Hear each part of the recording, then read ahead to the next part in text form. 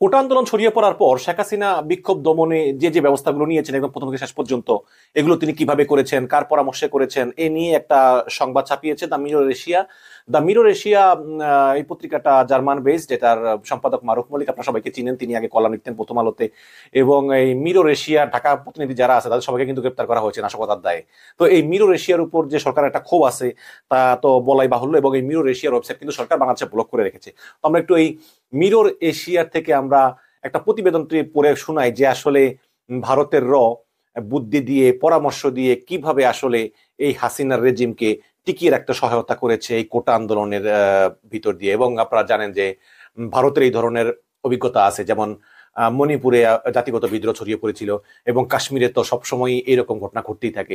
এবং কাশ্মীরের সঙ্গে বাংলাদেশের মিল আছে, যেমন কাশ্মীরের প্রত্যেকটা জনগণ ভারতের বিরুদ্ধে, বাংলাদেশেও কিন্তু বাংলাদেশের প্রায় 95% জনগণ শেখ হাসিনার বিরুদ্ধে। তবে কাশ্মীরের একটু উপকার আছে যে কাশ্মীরে কিন্তু ওই ছাত্রলীগ যুবলীগ নাই, কিন্তু বাংলাদেশে ছাত্রলীগ যুবলীগ আছে, যারা ওই যে প্রতি রাতে রাতেই ব্লক রেড দিয়ে স্টুডেন্টদেরকে গ্রেপ্তার করা হয়। আর ছাত্রলীগ যুবলীগ 71 সালের রাজাকারদের মতো ওই পুলিশকে বাসাগুলা চিনিয়ে দেয় কোন কোন বাসায় আসলে এই ছাত্ররা থাকে। তো এই হচ্ছে অবস্থা। আমি একটু সরাসরি দ্য মিরর এশিয়ার খবরটায় চলে যাই, সেখানে আসলে বিস্তারিতভাবে বর্ণনা করা হয়েছে যে এই শেখ হাসিনা যে চরম বিপদে পড়েছে, গত 14-15 বছরে এত বিপদে শেখ হাসিনা পড়ে নাই, তখন কিভাবে ভারতের এই শেখ হাসিনাকে হেল্প করেছে ক্ষমতায় টিকে থাকার জন্য এবং আন্দোলনকে প্রশমিত করার জন্য। হেডলাইন দিয়েছে যে যেভাবে শেখ হাসিনার ক্রাইসিস ম্যানেজমেন্টে এগিয়ে। আপনারা জানেন যে হচ্ছে ভারতীয় গোয়েন্দা সংস্থা তো এখানে লিখেছে যে ভারতীয় গোয়েন্দা সংস্থার বিদেশি মিশনগুলোর মধ্যে এখন সবচেয়ে গুরুত্বপূর্ণ হচ্ছে বাংলাদেশি মিশন। যে সবচেয়ে বেশি কিন্তু সক্রিয় এই বাংলাদেশেই, অন্য দেশে কিন্তু এত সক্রিয় না। ভারতের ভূরাজনৈতিক নিরাপত্তার জন্য বাংলাদেশের উপর নিয়ন্ত্রণ রাখা খুবই জরুরি।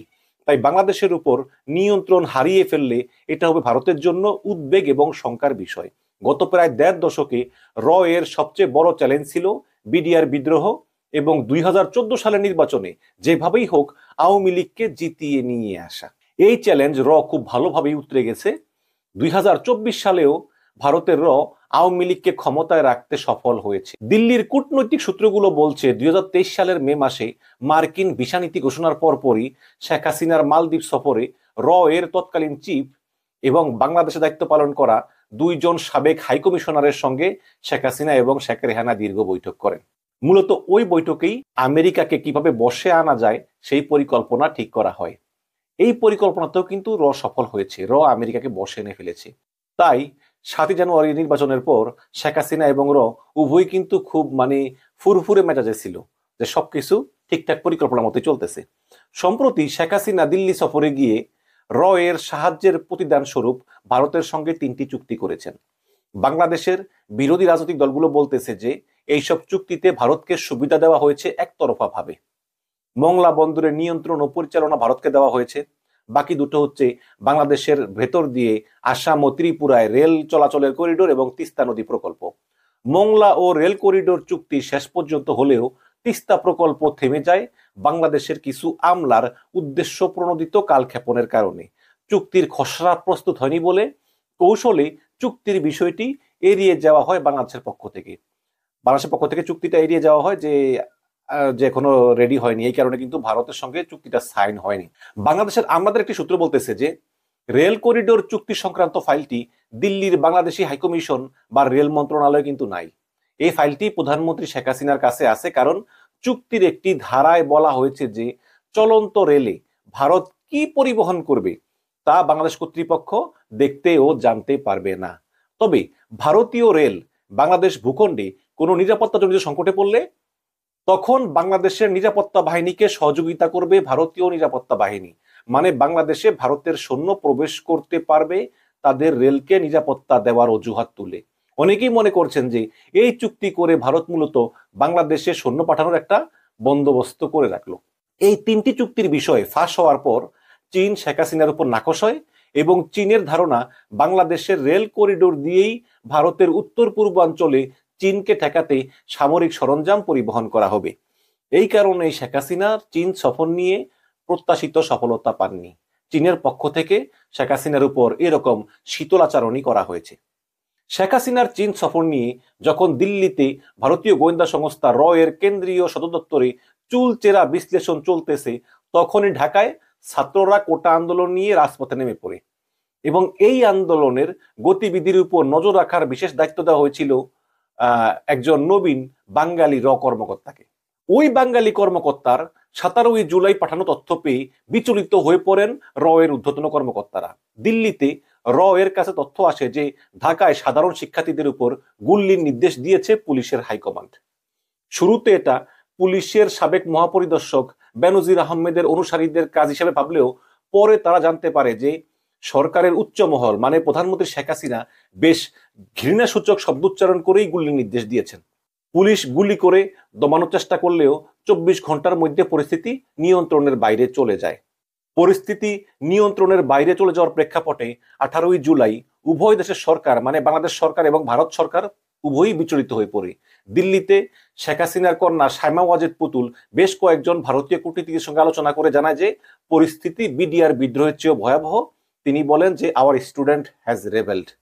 এরপর শেখ হাসিনার সঙ্গে এর যে প্রধান আছে তার সরাসরি ফোন আলাপ হয় এবং ওই আলাপে কারফিউ জারির বিষয়টি উঠে আসে এবং শুক্রবার জুমার নামাজের পর আন্দোলনে জামাত শিবির প্রবেশ করেছে বলে বাংলাদেশের পক্ষ থেকে ভারতকে বার্তা দেওয়া হয়। টেলিফোন আলোচনায় এর পক্ষ থেকে কারফিউ জারির পরামর্শ দেওয়ার পাশাপাশি দ্রুত একটি দল পাঠানোর প্রতিশ্রুতি দেওয়া হয়। শেখ হাসিনা কারফিউ জারি করতে রাজি হলেও ডিজিএফআই এর কাছ থেকে সেনাবাহিনীর অভ্যন্তরীণ বিষয় জানতে চান। মানে শেখ হাসিনা যে গোয়েন্দা সংস্থা ডিজিএফআই আছে, সামরিক গোয়েন্দা সংস্থা, তাদেরকে জিজ্ঞেস করে যে আমি যে কারফিউ দিমু এই সেনাবাহিনী কি ঠিক থাকবো, আসলে সেনাবাহিনীর ভিতরের অবস্থাটা কি, এরা কি সবাই আমার অনুগত আছে কিনা।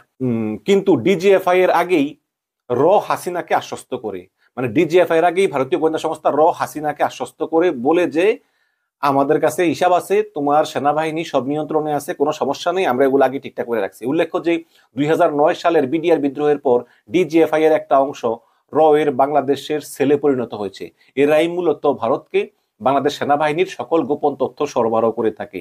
এই সেল ভারতের কাছ থেকে সামরিক অস্ত্র কেনা সহ নানা বিষয়ে বাংলাদেশ সেনাবাহিনীকে প্রভাবিত করে। তো এবং শেখ হাসিনার ধারণা ছিল যে কারফিউ জারি ও ইন্টারনেট বন্ধ করে দিলেই পরিস্থিতি পুরোপুরি নিয়ন্ত্রণে আসবে।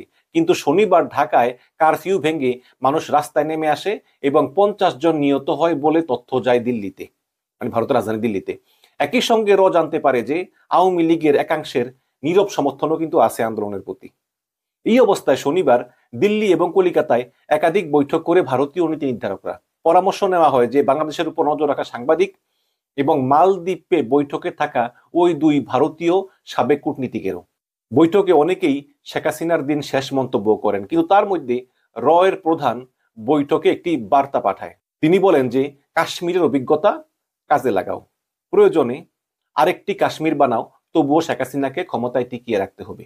নির্দেশ পেয়ে এর একটি দল শনিবার ঢাকায় তেজগাঁও বিমানবন্দরে গোপনে অবতরণ করে। ঢাকায় নেমেই এর এই দলটি গোপনে বৈঠক করে ডিজিএফআই, ডিবি, পুলিশ এবং অন্যান্য গোয়েন্দা সংস্থার কর্মকর্তাদের সঙ্গে। বিশেষ নজর রাখা হয় মার্কিন দূতাবাস এবং চীনা দূতাবাসের উপর। শনিবারই সিদ্ধান্ত হয় যে 2019 সালে কাশ্মীরে দমন পদ্ধতি অনুসরণ করে ঢাকা মিশন 2024 সালে সফল করা হবে। সব ধরনের ফোন কলের নিয়ন্ত্রণ নিয়ে নেওয়া হয়। সেনাবাহিনীর জুনিয়র অফিসারদের উপর বিশেষ নজর রাখা হয়। লাশ গুম করার টিমও তৈরি করা হয়। কাশ্মীরের মতোই বাড়ি বাড়ি তল্লাশি শুরু করে যৌথ বাহিনী, যা এখন পর্যন্ত অব্যাহত চলতেছে। এর কর্মকর্তারা সরাসরি ঢাকার মাঠে অবস্থান করে পরিস্থিতি পর্যবেক্ষণ করেন। এ সময় ঢাকায় ভারত বিরোধী নানা গুঞ্জন তৈরি হয়। এর মধ্যে একটি হচ্ছে নিরাপত্তা বাহিনীর সঙ্গে হিন্দিতে কথা বলতে শোনা যায় কিছু লোককে।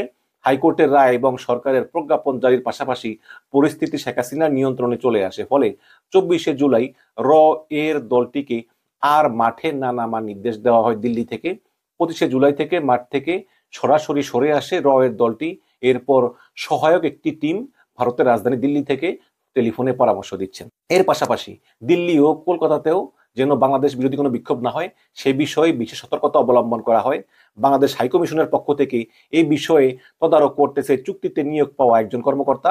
এরপর কলকাতায় বামপন্থী ছাত্র সংগঠনগুলো বাংলাদেশের উপ হাইকমিশন ঘেরাও করলে দিল্লিতে বাংলাদেশের হাইকমিশন চাপে পড়ে যায়। 21শে জুলাই রবিবার জওহরলাল নেহেরু বিশ্ববিদ্যালয়ের সাউথ এশিয়ান স্টাডিজের এক অধ্যাপককে দিল্লির বাংলাদেশ হাইকমিশনে মধ্যাহ্ন ভোজন নিমন্ত্রণ করা হয়। ওই মধ্যাহ্ন ভোজনে জওহরলাল নেহেরু বিশ্ববিদ্যালয়ের বামপন্থী সংগঠনগুলো যেন দিল্লিতে কোনো বিক্ষোভ না করে বা হাইকমিশন ঘেরাও করতে না আসে তা নিশ্চিত করার দায়িত্ব দেওয়া হয় ওই অধ্যাপককে। তো এই হচ্ছে ঘটনা দর্শক, এটা দ্য মিরর এশিয়া প্রকাশিত হয়েছে, এবং এই ঘটনা সত্য কি মিথ্যা এটা সম্পূর্ণ দ্য মিরর এশিয়ার উপর। আমি শুধু আপনাদেরকে এই মিরর এশিয়ার রেফারেন্স দিয়ে এটা পড়ে শোনালাম। তবে যদি এটা সত্য হয় তাহলে আসলেই মানে ভারতীয় গোয়েন্দা সংস্থারাও যেভাবে হেল্প করতেছে, এবং আপনারা জানেন যে এদের ওই বিভিন্ন জায়গায় অভিজ্ঞতা আছে, কাশ্মীরে, তারপরে ওই যে মণিপুরে বা বিভিন্ন জায়গায় বা কৃষক আন্দোলন হলো ভারতে, এগুলোকে কাজে লাগিয়ে তারা শেখ হাসিনাকে নিরাপত্তা দিচ্ছে। তবে এটা এটা যদি হয় তাহলে এটা অবশ্যই দুঃখজনক, এবং ভারতের প্রতি আহ্বান জানাবো যে এতদিন অনেক কিছু করেছেন শেখ হাসিনাকে টিকে রাখার জন্য, কিন্তু আসলে এগুলো আর কাজ দিবে না। কারণ একটা লোককে একটা সময় যেতেই হয়, শেখ হাসিনার এখন সেই অন্তিম সময় সমাগত। কাজেই এখন যতই আপনারা শেখ হাসিনাকে রক্ষা করতে চান না কেন, শেখ হাসিনাকে আপনারা রক্ষা করতে পারবেন না। আর আপনারা নিজেরাও জানেন, আপনারা যেহেতু ভারতীয় গোয়েন্দা সংস্থা, আপনাদের নিজস্ব জরিপ আছে, অভ্যন্তরীণ জরিপ আছে, আপনারা জানেন যে শেখ হাসিনাকে দেশের মানুষ কত ঘৃণা করে। সুতরাং একটা ঘৃণিত মানুষকে এভাবে জোর করে টিকিয়ে রেখে আপনারা আপনাদের দীর্ঘমেয়াদী কিন্তু আপনারা নিজেদের সমস্যা নিজেরাই সৃষ্টি করতেছেন। এখনো সময় আছে, শেখ হাসিনাকে সরিয়ে ফেলুন। দেশে গণতন্ত্র দিন, গণতন্ত্রের মাধ্যমে জনগণ নির্ধারণ করবে তাদের নেতাকে। তারপর আপনারা বড় প্রতিবেশী, আপনাদের সঙ্গে সম্পর্ক আগেও ছিল, এখনো আছে, ভবিষ্যতেও থাকবে। কাজে আপনাদের নিরাপত্তা নিয়ে আপনাদের চিন্তা করা লাগবে না। আপনাদেরকে শেখ হাসিনা জুজুর ভয় দেখাচ্ছে যে যে বিএনপি জামাত ক্ষমতা এলে তোমাদের সঙ্গে গন্ডগোল হবে, আসলে এগুলো কিছুই হবে না। আপনাদের সঙ্গে সম্পর্ক এখন যা আছে তারপরে ভবিষ্যৎ তাই থাকবে। সুতরাং এই হাসিনাকে টিকে রাখার জন্য আপনারা আর চেষ্টা করবেন না, দয়া করে। অনেক হয়েছে, এবার আপনারা ক্ষান্ত হন, না হলে কিন্তু আপনাদেরকেও এর পরিণতি ভোগ করতে হবে। কারণ নগরে আগুন লাগলে দেবালয় কিন্তু এড়ায় না।